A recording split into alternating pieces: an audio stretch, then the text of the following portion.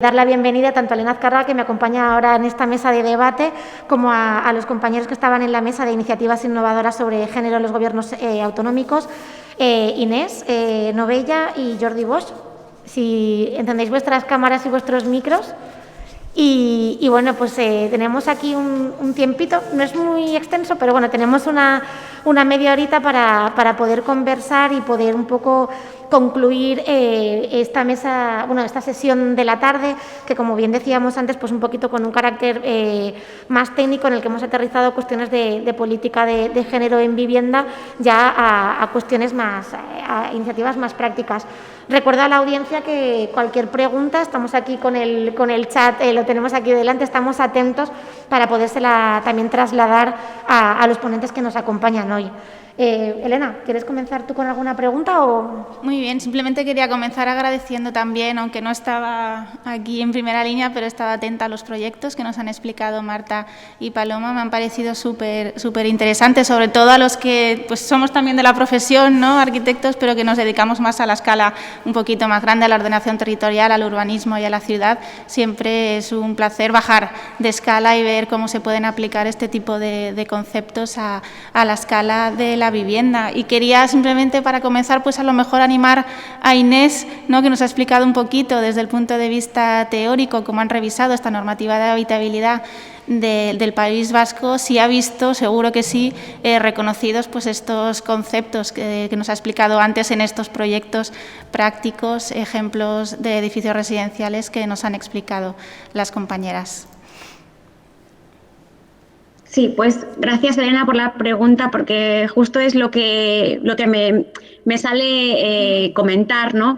Y es una vez más la importancia de tener ejemplos reales, aunque para poder, digamos, pues eso que comentábamos anteriormente, ¿no? La falta de referencias, a veces una imagen vale más que 1000 palabras, ¿no? Y ver que es posible hacerlo, que incluso no tiene por qué ser tampoco más caro y que tiene muchas ventajas de tipo ambiental, social y económico, pues tiene mucho valor. Pues sí, de todo lo que propusimos al Gobierno vasco, pues ambos proyectos recogen el valor de las zonas comunes, la dignidad de los espacios que tienen que ver con los cuidados, la seguridad informal entre vecinos, que apuntaba Marta con el patio ese del ojo que todo lo ve. No es un tanto de controlarse en el mal sentido, ¿no?, sino en el buen sentido, ¿no?, de una percepción de seguridad mayor que sabemos que sucede cuando pasan cosas en un espacio, ¿no? Siempre y cuando, por ejemplo, damos formaciones sobre temas de género, preguntamos a la gente qué os da más miedo, una calle sin gente o una calle con gente, y es evidente que la respuesta es una calle sin gente, ¿no? Entonces, esos ojos informales o sociales de los que hablaba Jane Jacobs, por poner un ejemplo, la propia Franziska Ullmann, pues es lo que han un poco trabajado los dos equipos, y así que enhorabuena. Y bueno, pues a ver si esos ejemplos sirven para inspirar a más compañeros y además y también a otros agentes, ¿no?, al sector privado también, que muchas veces le cuesta más moverse hacia esa dirección, pero yo creo que también tenemos que hacer un esfuerzo todos desde cada ámbito que nos toca trabajar por involucrar al sector privado en todo eso también, que es muy potente, como os he comentado aquí, y que yo creo que tenemos como suficientes argumentos como para invitarles a participar en esto, ¿no?, y convencerles de que es una oportunidad también para innovar como empresas, ¿no? Muy bien, muchas gracias, Inés. También otra cuestión, ¿no?, que me ha apuntado aquí de vuestras intervenciones y que también pues nos abre un poco los ojos de realmente lo que preguntaba, ¿no?, antes Nuria. La sociedad realmente demanda, ¿no?, este tipo de cuestiones, pues cuando va a comprar una vivienda, cuando va a visitarla.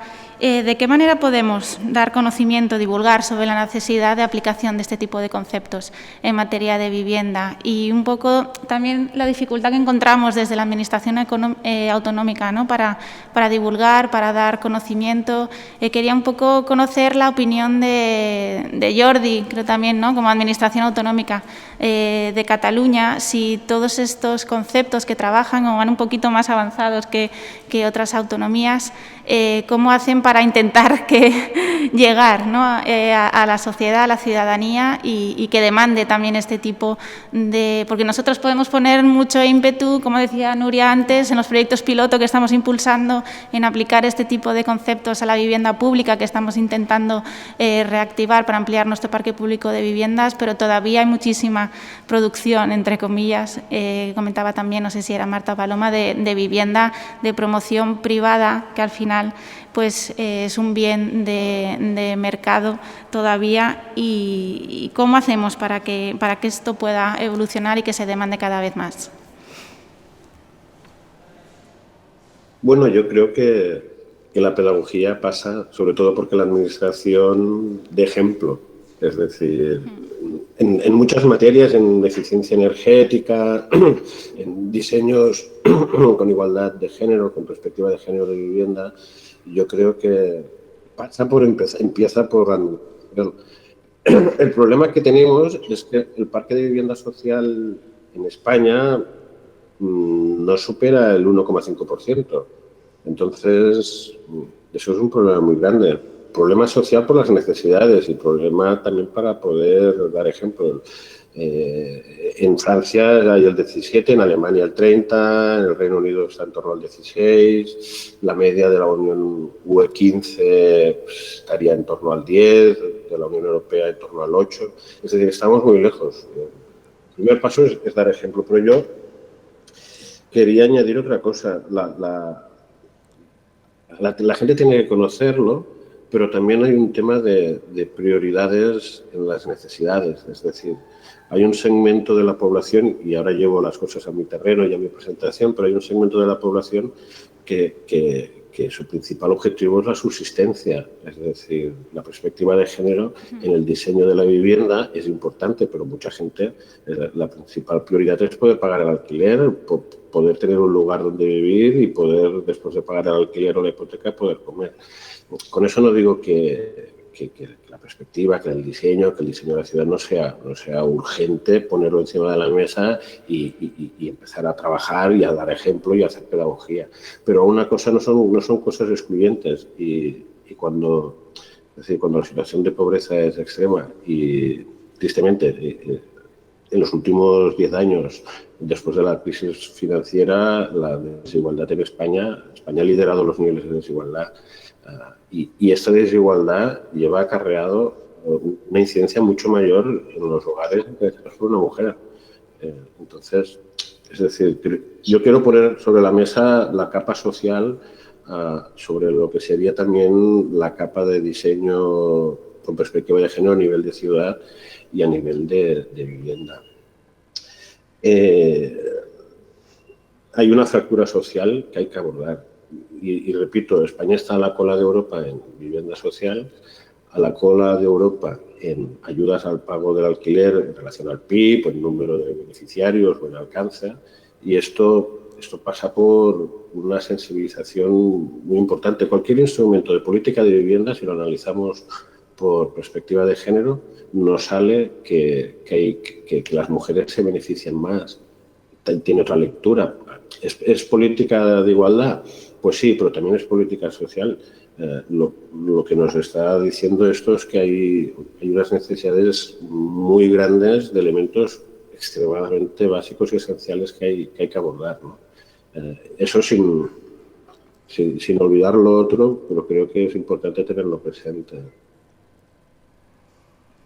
Desde luego es un punto de vista totalmente pertinente. Es cierto que evidentemente la perspectiva de género y esa brecha es todavía más evidente cuando estamos hablando de colectivos vulnerables, ¿no? Cuando hablamos, por ejemplo, de movilidad, evidentemente no es lo mismo regresar a casa de noche en un coche privado que regresar a casa en transporte público y todas estas cuestiones que hemos estado hablando. Esta mañana el vicepresidente creo que sacaba en su presentación un dato, la verdad que es demoledor, ¿no? Que hablaba del 80 y pico % de las mujeres de una edad creo que hablaba de los 20 y pico años, ¿no?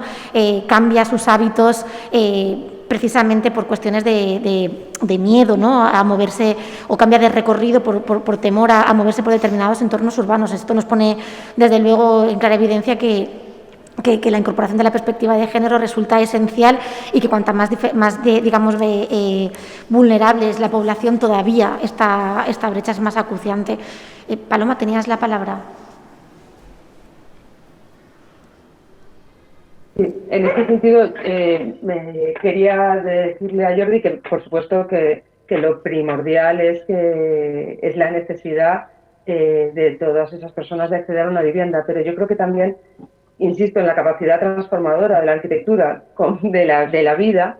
Por lo tanto, si además esas viviendas conseguimos que no sean para esas familias monomaternales o personas en riesgo de exclusión, que no sea cierro la puerta de mi casa y aquí me quedo sola, sino que tienes un espacio donde poder compartir, dejar a los niños un momento mientras hago la comida, porque lo que sea, y tienes un grupo de vecinos y vecinas, como va a ocurrir en el edificio que ha diseñado Marta y sus compañeras.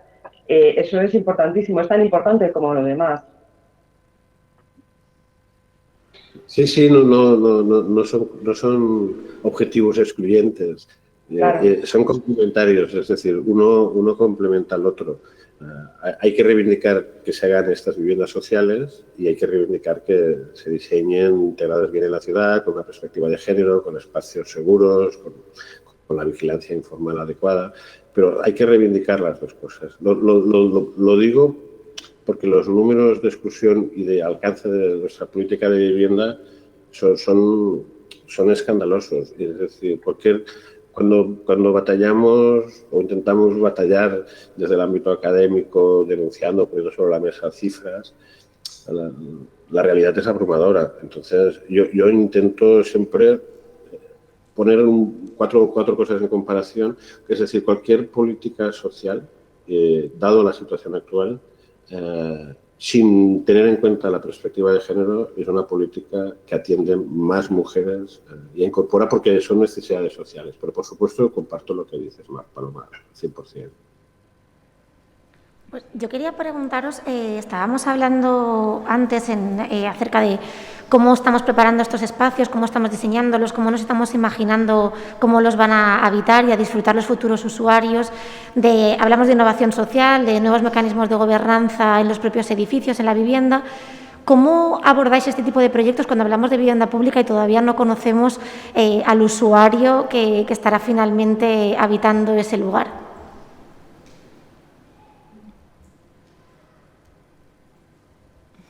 Venga, Marta, que has encendido el micro. Bueno, es que justo me has pillado que estaba pensando que quería decirle una cosa a Jordi. Pues dísela y luego retomamos, no te preocupes. Vale.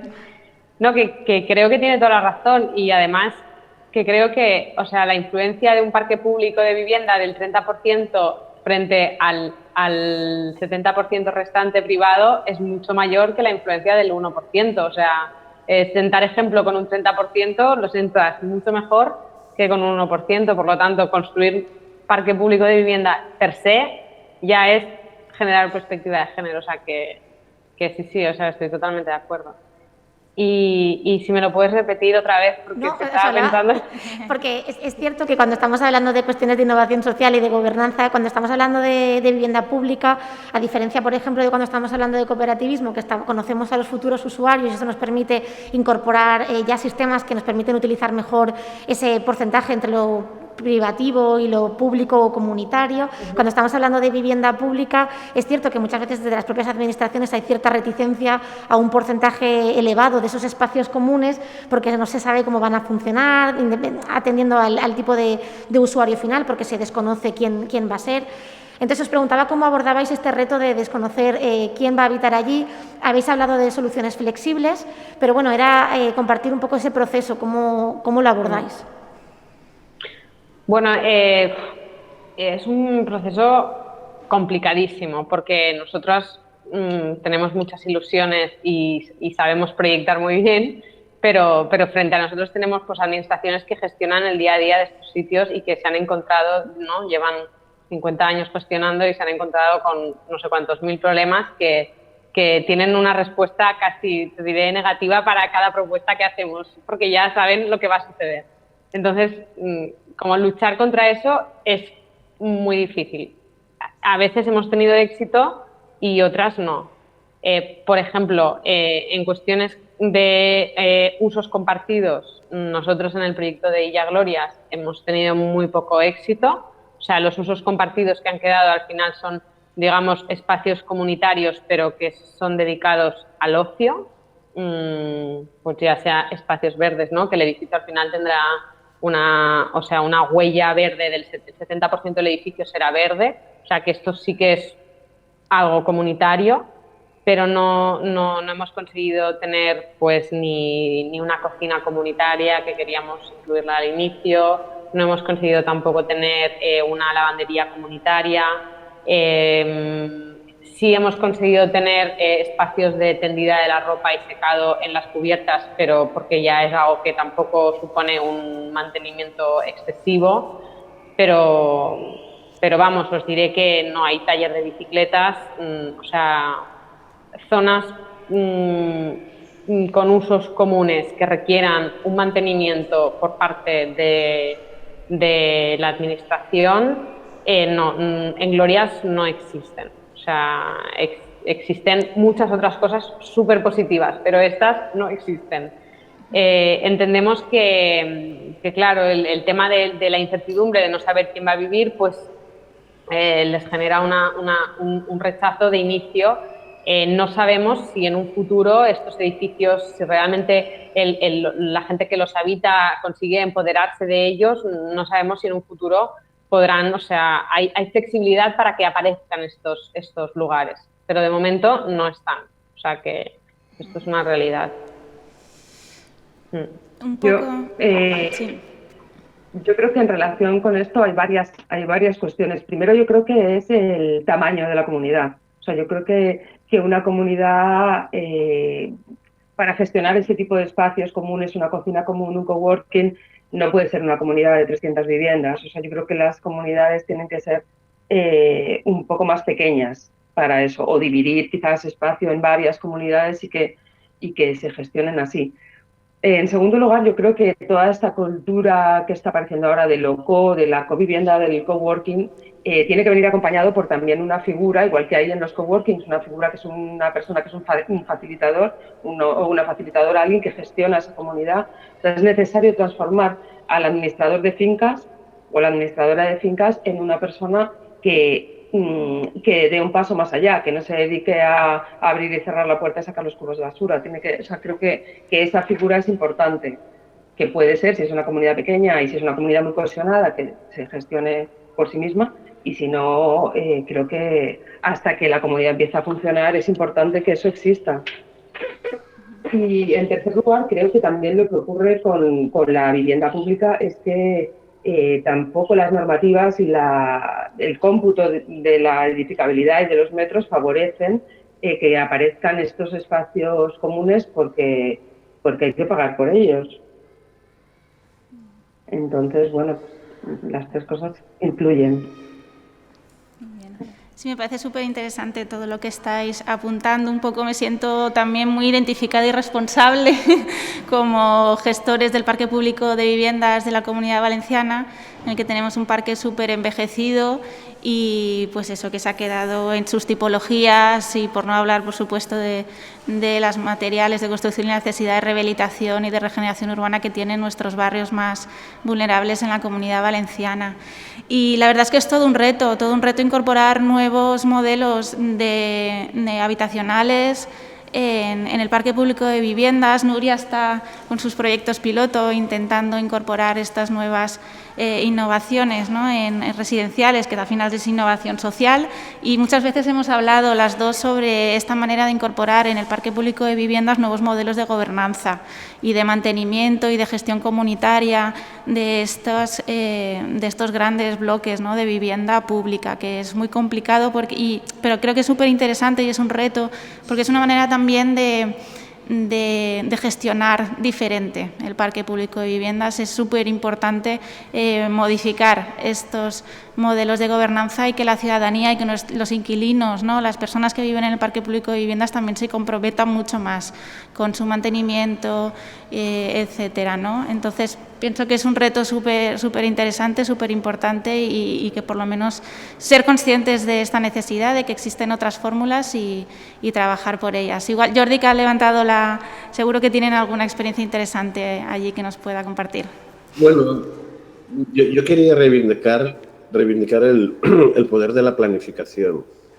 Es decir, hay que hacer un salto en cualquier tema, tanto en la ciudad inclusiva como en la promoción de viviendas con perspectiva de género. Es decir, hay que hacer un salto de lo que sería la prueba piloto, la experiencia puntual, que puede coger inercia, puede ser un referente, y ese salto, para que tenga impacto a nivel social, pasa por la planificación. Y aquí, tanto en política de vivienda como a nivel de ciudad,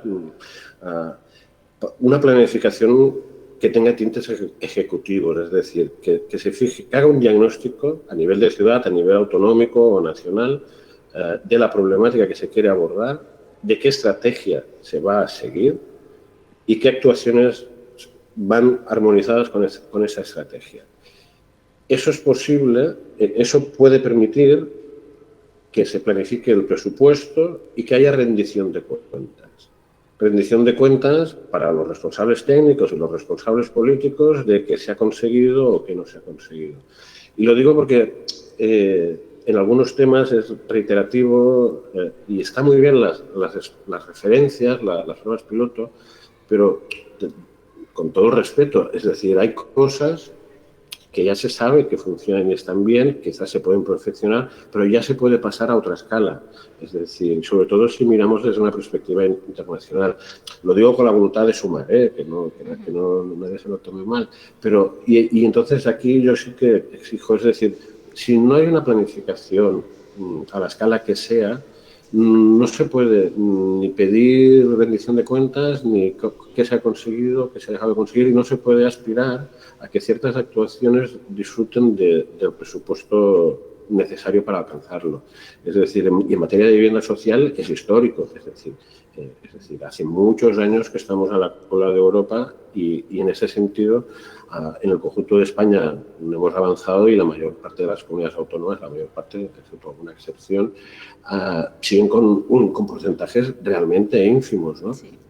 Entonces, pues bueno, hay que dar este salto. Y con la perspectiva de género en la ciudad a nivel de planificación o en la promoción de viviendas que puedan generar un efecto de inercia para el sector público, pues también hay que introducirlo y hay que planificarlo. Es decir, hay que hacer este salto de la intervención puntual, ejemplar, piloto, a que tenga un impacto y planificar a largo plazo, porque son políticas lentas de dinero y lentas en el tiempo, con lo cual hay que trabajar con horizontes mucho más largos que los horizontes políticos y ahí pues lo importante sería que disfrutaran de un consenso amplio, que no fuera un obstáculo para la alternancia política volver a empezar de cero. Y que creo que Inés, sin querer hacer de moderadora, creo que Inés quiere decir algo. Sí, adelante Inés. Sí, gracias Jordi. Pues estoy muy de acuerdo con lo que acabas de comentar. Y yo, desde mi experiencia, simplemente veo o me he encontrado con dos conflictos, precisamente lo que comentaba Jordi, en esta intervención y en la anterior también, que están un poco relacionadas. Por un lado es la superdivisión de competencias, que yo creo que dificulta mucho a veces hilar las diferentes escalas de planeamiento, ¿no? Desde una política de escala nacional hasta la normativa, digamos, municipal, y que a veces es muy difícil coser todo eso, ¿no? Me viene a la mente el archifamoso ejemplo de Viena, que tiene la suerte de tener competencias a nivel estatal, pero es una ciudad de Estado, ¿no? Entonces les permite regular en niveles mucho más, a diferentes escalas de planeamiento, digamos, que eso no es tan posible en la manera que tenemos en España de repartir las competencias, ¿no? Aunque esto no quiere decir que haya que intentarlo y que tengamos que buscar la fórmula y cada uno aportar desde la competencia que le toca y la responsabilidad, pero creo que es un nivel de complejidad mayor, ¿no? O que tenemos que conocer y asumir y trabajar en esa al menos triple nivel de administrativo, ¿no? De alguna manera. también interdepartamental, porque sabemos que hay pues, consellerías, ministerios, regidorías a nivel local que tienen competencias que afectan a la vivienda y al espacio construido desde diferentes puntos de vista, ¿no? Y que a veces es también muy difícil poner en consonancia, ¿no? cada digamos, competencia administrativa, ¿no? Si ya no entrando en temas políticos, sino únicamente, digamos, de organización administrativa pura y dura, ¿no? Y luego también otra complejidad que apareció en el decreto del País Vasco y que también aparece en la primera sesión de revisión de las normas de habitabilidad de la Comunidad Valenciana es ese equilibrio que yo creo que llegará en algún momento, pero que todavía no está tan maduro como para encontrarlo fácilmente, entre dotar de mayores prestaciones y estándares a la vivienda sin que eso suponga un sobrecoste que dificulte la política social de vivienda pública, que dificulte que se transforme en un coste sobrelevado de la vivienda, ¿no? Yo sé que hay soluciones y que cuando se estandaricen mucho más algunas soluciones técnicas, eso va a ser posible, ¿no? Pero en el mientras tanto, ese equilibrio entre lo social, lo económico y lo ambiental hay que encontrarlo, ¿no? Y no siempre es fácil y requiere, pues eso, de mayor sobre todo yo creo que de equipos multidisciplinares que sepan cada uno de lo que tiene que saber, mucha voluntad, mucho tiempo y querer innovar, cada uno desde donde buenamente pueda y sepa hacerlo, ¿no? Esas son como esas retos que yo me he encontrado, al menos personalmente en mi trabajo, ¿no? Dentro de la cátedra, por ejemplo. Yo creo, Inés, que ya has apuntado cuestiones muy interesantes. Yo, desde luego, entiendo que una de las cuestiones que comentabas, ¿no? Esa segregación de las diferentes competencias se arregla de la única manera que se puede arreglar, que es con una vocación de sinergia, aunque esté muy manido el término, entre diferentes departamentos, administraciones o incluso entre diferentes, ya no hablo únicamente a nivel orgánico de los diferentes gobiernos, sino incluso a nivel interdisciplinar, ¿no? Todo va a morir a lo mismo, ¿no? Cuando hay cuestiones que surgen desde la cooperación entre diferentes ámbitos, habitualmente los resultados son siempre más interesantes, ¿no? Y es cierto también que muchas veces hablamos de pilotos, de demostradores y que hay muchas cosas que ya conocemos, ¿no? Quizá lo que estemos buscando es evidenciar una vez más que las cosas se pueden hacer de un modo diferente, que se pueden ensayar cuestiones para luego pasar a la inevitable fase de replicabilidad para la que si no tendría sentido toda esta experimentación. Y en ese sentido sí que me gustaría plantear si en los diferentes proyectos en los que habéis estado trabajando se ha valorado la incorporación de diferentes indicadores, ¿no? Dicen que todo aquello que es medible es mejorable, ¿no? Y aunque queda patente que evidenciar o visibilizar, por ejemplo, los cuidados cuando estamos diseñando una vivienda va a tener un impacto positivo tanto en el bienestar de las personas como en el reconocimiento ¿Habéis pensado o habéis valorado la incorporación de este tipo de mecanismos para tener como herramientas que valoren de una manera más plausible el impacto que tienen estas actuaciones en el bienestar de las personas? ¿Me he pasado de pregunta difícil? No, te refieres como... No sé, recuerdo cuando en julio o así participamos también en Ciudad Contexto, que tenían como un medidor de equidad habitacional, ¿no? ¿Te refieres a un sistema como el parecido a esto? Pero cualquier cuestión que hayáis, sí, simplemente si os habéis planteado, por ejemplo, pues incluso a nivel, aunque sea a nivel estadístico, ¿no? Determinados parámetros que se pudieran valorar al inicio y después de haber estado habitando esos espacios durante un tiempo. Por ejemplo, no sé, hablaba de herramientas que nos pudieran servir para mejorar cómo efectivamente incorporar la perspectiva de género en nuestro entorno construido acaba repercutiendo digamos, en el bienestar de las personas. Pues malauradamente te tengo que decir que no hemos pensado en cómo vamos a analizar el edificio una vez esté habitado, pero vamos, no me cabe ninguna duda que lo haremos y además el Instituto Municipal del Habitatge y Rehabilitació de Barcelona lo hace constantemente con todos sus edificios, así que tendremos muy presente esto, pero la verdad es que hasta ahora no lo hemos trabajado, o sea, todavía no se está licitando el proyecto, o sea, que estamos estirando para que entre a licitarse, que sería ya todo un éxito, así que el siguiente paso Bueno, pues quedan 6 meses hasta que empiece la obra, tenemos tiempo para pensar. Para plantearse esas cosas. Pues estamos acercándonos al final. Jordi, tienes la palabra. Digo, ¿sería alguna palabra más? Sí, no, muy rápido. A nivel macro, a nivel social, hay que decir que la información estadística sobre vivienda ha mejorado un poco en España y se han incorporado algunas variables de perspectiva de género, pero si lo comparamos con la estadística disponible en países del centro y norte de Europa, a nivel general y con perspectiva de género, estamos muy lejos de los estándares europeos. Algo no existe si no se puede medir, si no se puede medir, no se puede denunciar, y no existe, y pasa al olvido. Condiciones residenciales nos movemos con encuestas, con algunos márgenes de error para bajar a niveles ya de ciudad muy importantes. Lo que comentaba antes en la presentación, algo tan grave como la crisis hipotecaria y la crisis en el segmento de alquiler, no conocemos el perfil sociológico de los hogares afectados. El último censo, que solo se hace una vez cada 10 años, es una encuesta y con muchas limitaciones, mientras otros países hacen trabajos mucho más exhaustivos cada 2, 3, 4 años, además del censo, y tienen una información estadística muy potente en muchos campos que nosotros ni siquiera conocemos y con perspectiva de género. Entonces, ahí sí que hay mucho camino para recorrer. Y luego, a nivel de satisfacción de la adecuación de la vivienda, eso es un tema que también se puede preguntar mediante encuestas, de que se diseñan ad hoc para una iniciativa municipal o autonómica determinada, pero que no hay ninguna tradición de hacerse. Y eso permitiría también pues más participación, denunciar ciertos modelos que no funcionan. Exacto. Va en correlación, es decir, no tenemos gasto público, tenemos poca información, hay falta de la perspectiva de género en muchas fuentes estadísticas. Es un poco el bucle en el que estamos. Paloma, ¿habías pedido la palabra? Sí, bueno, en relación con esto, nosotros sí tenemos la idea de medir. Quiero decir, bueno, nosotros medimos ya todo lo que tiene que ver con el consumo y con este tipo de cosas.